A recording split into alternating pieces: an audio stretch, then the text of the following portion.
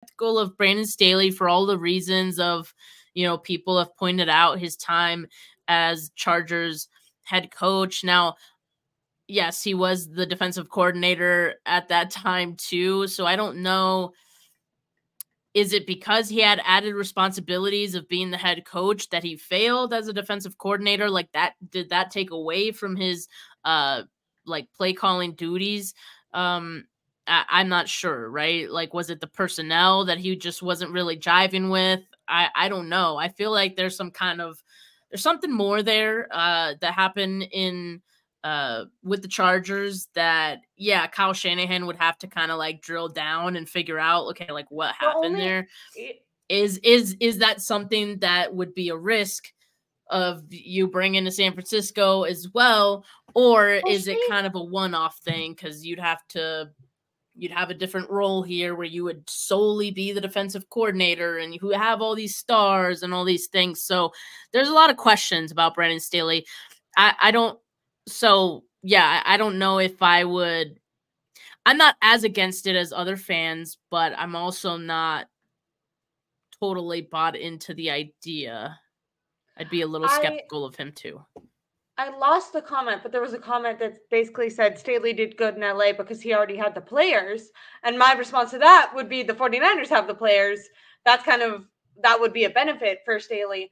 Now, my actual problem with a guy like Staley would be more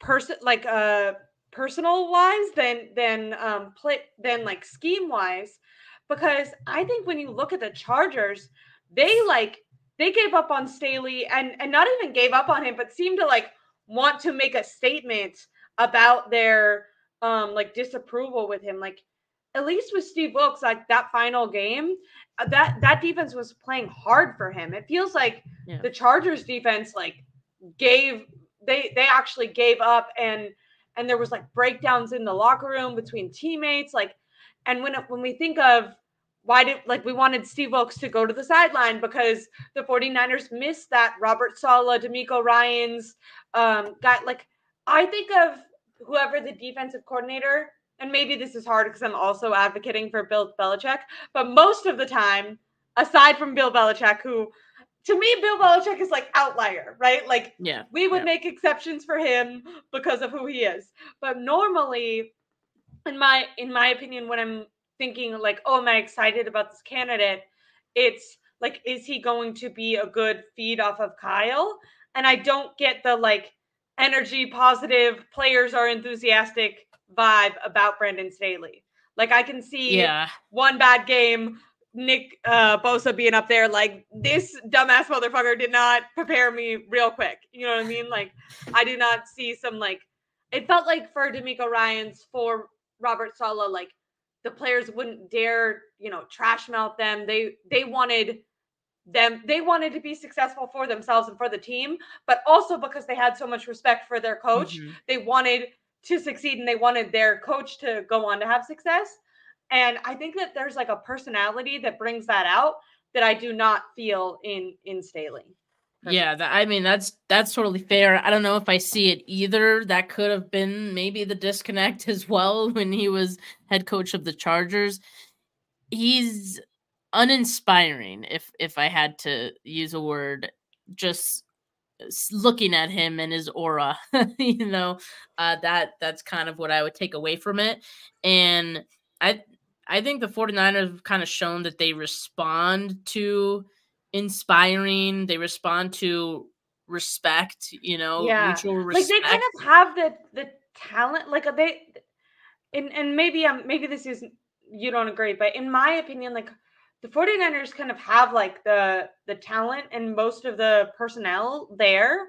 It seems to be like a motivation buy-in thing, which I know a lot of fans get kind of mad at because they're like, you're making millions of dollars. But doesn't that seem, I mean, when we look at who they've had success over, who they haven't, what changes they wanted Steve Wilkes to make, it did seem more of a motivational factor than anything else. Obviously they did. I know that they said like Fred Warner was helping out with the game plan for the Super Bowl, and Nick Bosa had made several comments about scheme and play calling. So it is some of that. But I think a lot of when we've seen them have the most success has been like, I mean, how does the D-line talk about Chris Kosarek? It's like, yes, he probably teaches them like technique, but they talk about his like motivation more than anything else, like his belief in them and his ability to push them to their next level in ways that are above just teaching like the X's and O's. Yeah, I mean, I definitely think that's part of what makes a great coach, or what separates a good coach from a great one, right? And I think, like, again, like the trust factor has to be there, and the respect has to be there, but trust and respect is earned.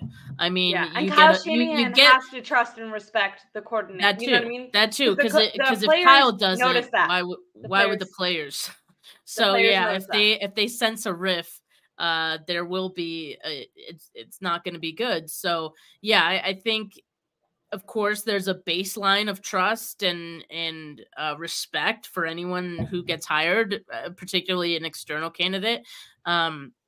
But once you lose that, I feel like that's kind of hard to regain, especially in season, right? Like there, I mean, we forget about the human factor in all of this. Like you say people discount the like motivation factor of it all because, oh, they're getting paid millions, you should be able to just do this. But like they're humans who respond to like human emotion, and you get what you give kind of thing. It's all about energies and things too. That does have a part of it. So yeah, I mean, I think when you look at that and you look at, Staley as a candidate, it's fair to be unsure whether he would be a good candidate who would be able to give the team that. I was going to say that does then open my eyes more towards because I agree with you that the internal candidate at this point seems like it would, and maybe it would end up working really great. Like, I'm not trying to poo-poo a guy before he even starts, but it would feel disappointing just with all the talk and the wait that's gone on. But when you talk about like internal motivation, I will say, like, in the media availability right before the Super Bowl, both Charvarius Ward and Diamanda Lenore talked really highly about Daniel Bullocks, said that he kind of gave them credit when prompted to give Steve Wilks credit. They turned and were like, actually, this guy is responsible for that, which a little bit of a slight in hindsight to Steve Wilks, but potentially he does have that side of it, Now, how much responsibility he'll be able to have if he is kind of a younger guy, that goes back to, okay, well, Kyle Shanahan's definitely more in control of this, which I don't know. I kind of think Kyle Shanahan's response to like crisis, which I would say like losing a Super Bowl is kind of like a crisis moment for a coach. I think his go-to for that might be like to try to take more control, when potentially the solution to that could actually be giving up some control. But I don't know. Do any of the internal candidates, would one of them over another inspire you more? Would you be disappointed? Like, do you understand me saying that? Or do you think that that's kind of not a fair way to feel right now?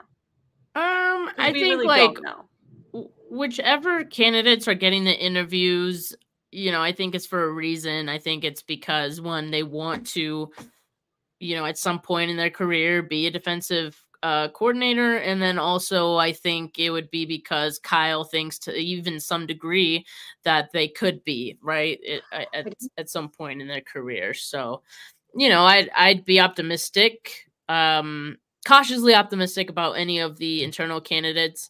And you mentioned like Bullocks, like the guys praising him as a coach, like that's certainly a good sign. And yeah, I mean, just a guy who already knows the personnel, knows the system, knows Kyle, the way things work around here, like all of those things I would feel great about. But yeah, the only question I would have is that person ready? I like that question. Really quick, I want to, because this is like backsliding a little bit, but I want to address a discussion that I feel like I've heard a lot, which is like, and I think I even probably bought into this and talked about this in this way. But then I saw a different perspective, so I wanted to bring that to here. So Steve Wilkes like gave up 19 points to the Chiefs in regulation. And I think when we say that, we think like Chiefs, Patrick Mahomes, offensive team, incredible. The Chiefs weren't scoring a lot of points. Like that wasn't abnormal for the Chiefs. The Chiefs were winning, scoring 19 points most of the year. Like they weren't a high-powered offense most of the year. So actually, like it would be similar to saying like the Chiefs, like if the 49ers gave up like 30 points any other year to the Chiefs. Like they gave up what the Chiefs normally gave up. They didn't hold them to a lower standard than what the Chiefs were at, which I think is a distinction that I hadn't really thought about or recognized because I don't cover the Chiefs, and that I've definitely heard other people be like, how could you fire him, Patrick Mahomes, and you hold him to 19 points? And I was like, I heard people saying that, and I was like, yeah, like that's fucked up. And then I heard the other perspective that was like, actually, the Chiefs were much more of a defensive team, and they were consistently scoring 19 or fewer, 20 or fewer points. The only times that they lost were when the other team scored more than 24 points. Like their offense was not high powered last year. So it actually wasn't that impressive to hold them to 19 points. That was very normal for them. As far as the 2023 version of the Chiefs, that you hit the nail on the head. That is exactly true. So, I'm trying to find like my some of my post or pre-Super Bowl stats, because I did have one about like how many points they had been scoring before the Super Bowl this season, and so I'm trying to find it. I don't know why I keep like singing. I just like poured myself some water and I was like, pour it up, gonna fall out, dollar bills. I just got my money. Don't worry, I was better at singing the country song than Rihanna. Don't worry. Where are you from? It's good that I'm it's good that I'm so bad at that because I don't think you can play songs on YouTube, but I messed it up so bad that there's no way that YouTube would ever even acknowledge that. While you look for that stat, though, I'm going to read Corey Soto